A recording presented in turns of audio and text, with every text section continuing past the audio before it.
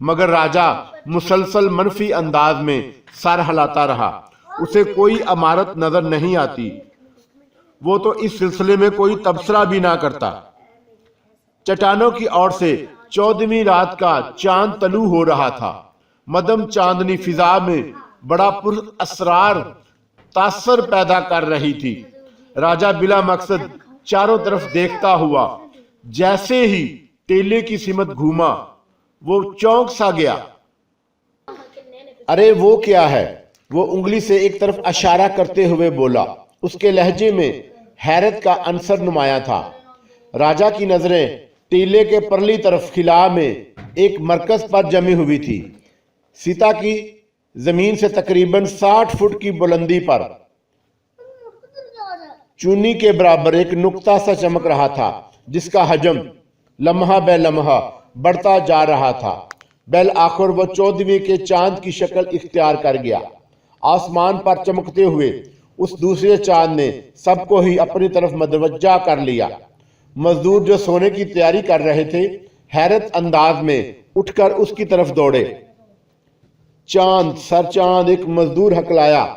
देख रहे हैं? प्रोफेसर वकार ने हाथ से उसे खामोश रहने का इशारा किया। चांद की तरह रोशन नुक्ते से चमकीले जर्रात फूटने लगे। जर्रात फिजा में बिखर रहे थे और रोशन दायरे का हजम कम हो रहा था, यहां तक कि उसका अपना वजूद खत्म हो गया। अब उस जगह चमकीले जर्रात रक्स कर रहे थे। चंद लम्हों बाद ये मुतहरक जर्रात एक इंसानी हयोले की सूरत इख्तियार कर गए। वो वाज़े तौर पर किसी औरत का हयोला था, जो तकरीबन 1 मिनट तक फिजा में मुअल्लक रहा। फिर जर्रात की चमक मांद पड़ने लगी और रफ्ता रफ्ता वो रोशन जर्रात गायब हो गए। ये सब क्या था वकार? राजा प्रोफेसर वकार की तरफ देखकर हकलाया। इस सिलसिले में तुम्हारी तरह मैं भी अंधेरे में हूं, प्रोफेसर वकार ने परसोच लहजे में जवाब दिया। साहब, हम लोग उधर नहीं रहेगा, एक मजदूर की आवाज ने उन दोनों को अपनी तरफ मतवज्जा कर लिया। पेट्रोमैक्स की रोशनी में मजदूरों के चेहरों पर खौफ के गहरे साए रक्स करते नजर आ रहे थे। गुज़श्ता रात करमदाद की मौत पर पुरस्रार वाकया ही उन्हें दहला देने के लिए काफी था कि आज फिजा में चमकीले जर्रों का रक्स और उनका किसी इंसानी हयोले में तश्कील पा जाना उनके हवास उड़ा देने के लिए काफी था। प्रोफेसर वकार ने बात करने वाले को घूरा। यहाँ शायद भूत रहते हैं जिन्हें हमारी मुदाखलत पसंद नहीं। पिछली रात करमदाद के मरने का मंजर हम सब ने अपनी आंखों से देखा था। साफ मालूम हो रहा था वो किसी गैबी कुव्वत से जोरे आजमाई कर रहा था। आज ये नहीं साहब, हम लोग यहाँ नहीं रहेंगे, एक और मजदूर ने गोया अपने साथियों की नुमाइंदगी करते हुए जवाब दिया। ये तुम लोगों का वहम है, यहाँ कोई भूत वगैरह नहीं है। करमदाद की मौत एक हादसा थी। गर्मी की शिद्दत से उसका जहनी तवाज़न दुरुस्त नहीं रहा था। उसने अपने ही हाथों अपना गला घोंट लिया था। और जहाँ तक इन चमकीले जर्रात का सवाल है, तो इसमें डरने की कोई बात नहीं। अगर तुम लोग पढ़े लिखे होते तो साइंस के मुताले से तुम्हें यह पता चल जाता कि शदीद गर्मी की वजह से बाज़ औकात ज़मीन से ऐसे ज़र्रात खारिज होने लगते हैं जिनमें फास्फोरस मौजूद होता है। हवा की रगड़ से ये फास्फोरस जल उठता है और वह ज़र्रात रोशन हो जाते हैं। प्रोफेसर वकार ने उनका खौफ दूर करने के लिए एक दलील घड़ी। जाहिर है अगर वो लोग तालीम याफ्ता होते तो उसके इस मंतक को चैलेंज भी कर सकते थे, लेकिन साहब हमने पहले ऐसा कभी नहीं देखा। उस मजदूर ने जवाब दिया। मुमकिन है कभी तुमने तवज्जो ना दी हो। बहरहाल अब जाओ, तुम लोग आराम करो।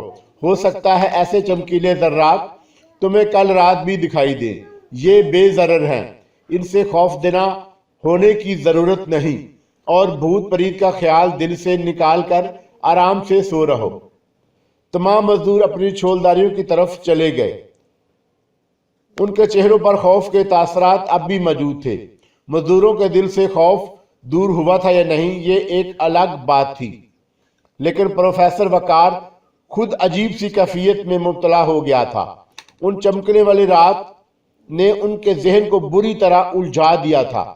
ان ذروں کا ایک عورت کے ہیولے کی صورت اختیار کر کے غائب ہو جانا بڑی حیرت کی بات تھی۔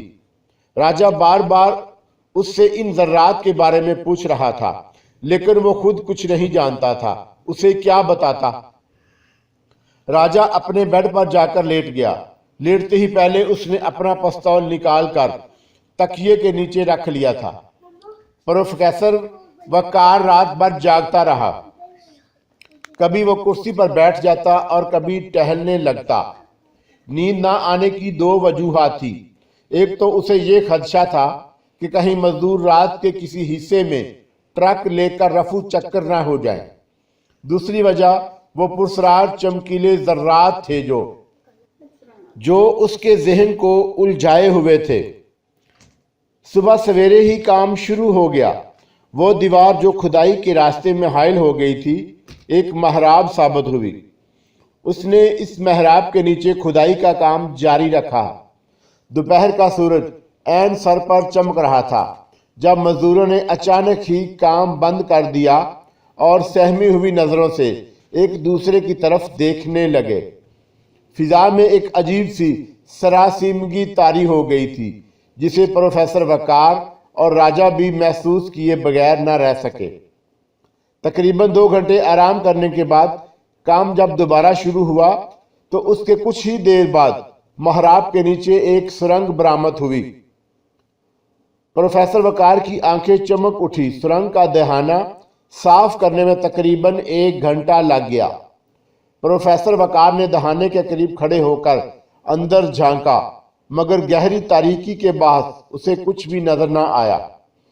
اس سرنگ کی دریافت پر مزدور حیرت سے ایک دوسرے کی طرف دیکھ رہے تھے۔ راجہ کے دل پر ایک عجیب سی کیفیت طاری تھی۔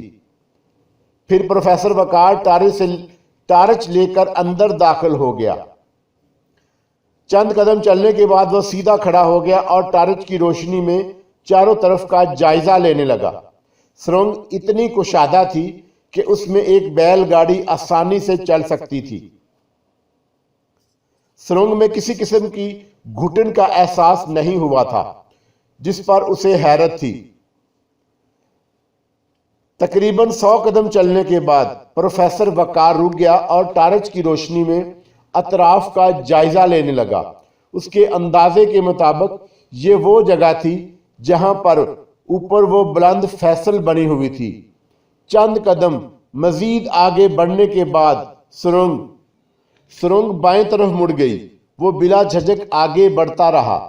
ٹارچ کی روشنی چند فٹ سے زیادہ آگے نہیں جا رہی تھی۔ وہ اسی روشنی میں ادھر ادھر دیکھتا چلتا رہا۔ بالآخر سرنگ ختم ہو گئی۔ پروفیسر وقار وہیں رک کر سوچنے لگا کہ یہاں سرنگ سے نکلنے کا راستہ کس طرف ہو سکتا ہے۔ وہ ٹارچ کی روشنی ادھر ادھر پھینکنے لگا۔ دیواریں یہاں کی بھی سیاہ پتھر کی تھی، لیکن سامنے والی دیوار میں کہیں کہیں سرخ رنگ کے پتھر بھی نظر آ رہے تھے۔ پوری سرنگ میں صرف ایک جگہ سرخ پتھروں کی موجودگی بے معنی نہیں ہو سکتی تھی۔ وہ ٹارچ کی روشنی ایک بار پھر ادھر ادھر پھینکنے لگا۔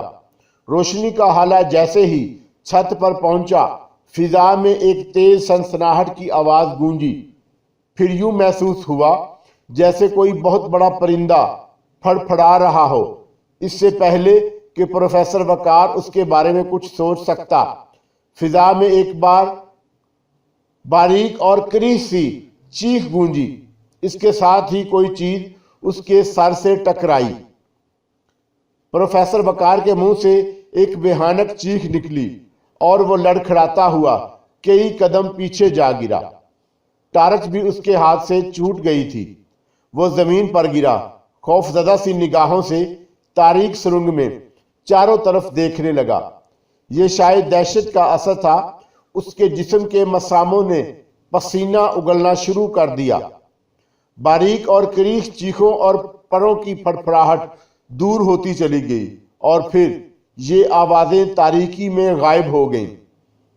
پروفیسر وقار کتنی دیر تک زمین پر پڑا، اپنے حواس پر قابو پانے کی کوشش کرتا رہا اور پھر اسے اپنی حماقت پر تاؤ آنے لگا۔ وہ کوئی چمگادڑ تھی شاید، جو روشنی سے گھبرا کر اس سے ٹکراتی ہوئی نکل گئی تھی۔ اس نے ٹارچ کی طرف دیکھا جو اس سے چند فٹ کے فاصلے پر پڑی اب بھی جل رہی تھی۔ اس نے اٹھ کر ٹارچ سنبھال لی اور اس کی روشنی میں ایک بار پھر دیوار کا جائزہ لینے لگا۔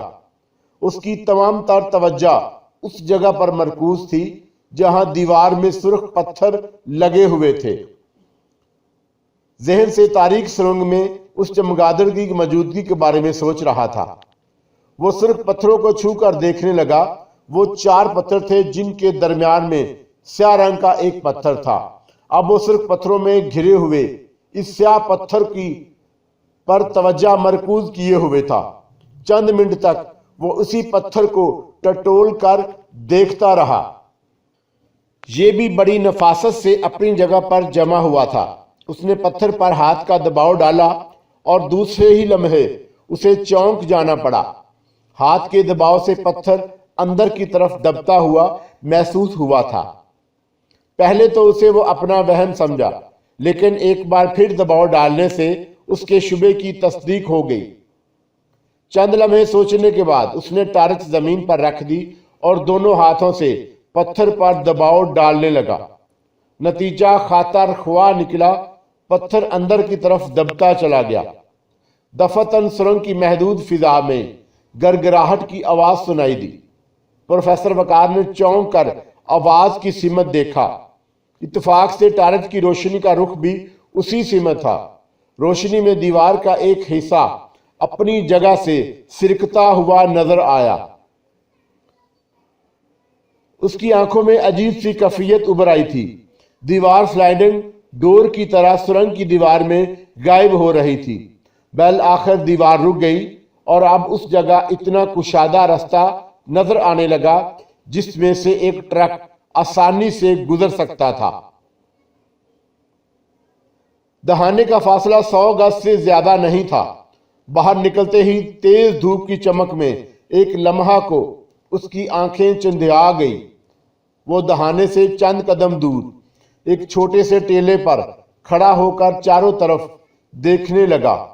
ٹیلے کے دوسری طرف ایک چٹان کے دامن میں چند اور کھنڈرات تھے۔ ایک پوری عمارت تھی جو حوادث زمانہ کا شکار ہو چکی تھی۔